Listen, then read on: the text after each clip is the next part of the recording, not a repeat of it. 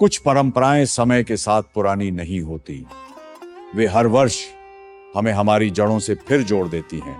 भगवान जगन्नाथ की पावन रथ यात्रा केवल एक उत्सव नहीं, बल्कि विश्वास, सेवा, एकता और नई शुरुआत का संदेश है।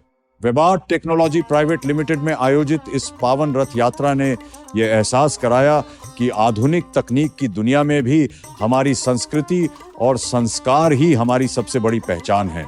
जब हर हाथ श्रद्धा से जुड़ता है, हर चेहरा मुस्कुराता है और हर कदम भक्ति के साथ आगे बढ़ता है, तब एक साधारण पल भी अविस्मरणीय बन जाता है।